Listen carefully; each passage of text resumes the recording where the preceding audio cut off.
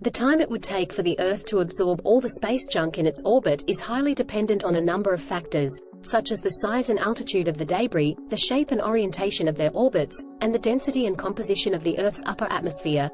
Most of the debris in orbit around Earth will eventually fall back down to Earth due to atmospheric drag.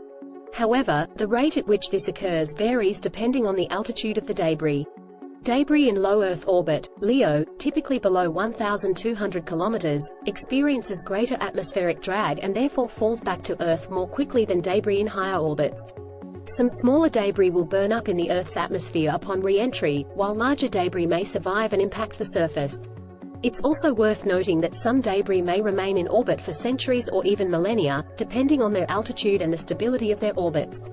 Given all these variables, it's difficult to estimate an exact time frame for the Earth to absorb all the space junk in its orbit. However, experts estimate that it could take several decades to centuries for most of the debris in LEO to re-enter the Earth's atmosphere and burn up, while some larger debris could take centuries to fall to the surface. It's important to note that even if we were to stop launching satellites and rockets now, the amount of debris in orbit would likely continue to increase for some time due to collisions between existing debris and the ongoing decay of older satellites and rocket bodies. Therefore, it's essential to continue developing and implementing strategies to mitigate and manage the accumulation of space debris in orbit around the Earth. To add to my previous answer, it's worth noting that the amount of space debris in Earth's orbit is constantly changing due to the addition of new objects and the removal of others. The primary source of space debris is human-made objects, such as defunct satellites, spent rocket stages, and debris resulting from previous space missions.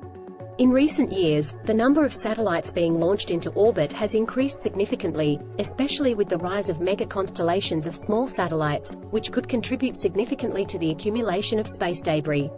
The International Space Station, ISS, and other manned spacecraft also produce debris, such as lost tools, gloves, and other equipment. Microscopic debris, such as paint flakes, can also be produced by spacecraft and satellites due to the effects of radiation and erosion. Various space agencies and organizations are working to mitigate the amount of space debris in orbit through measures such as designing satellites to be more easily deorbited at the end of their lifespan, using technologies such as robotic arms to capture and remove debris, and implementing regulations to minimize the creation of new debris.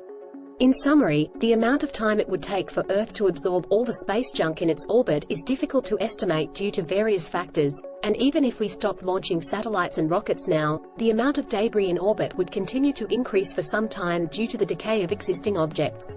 Therefore, it's crucial to continue developing strategies to mitigate and manage the accumulation of space debris in Earth's orbit.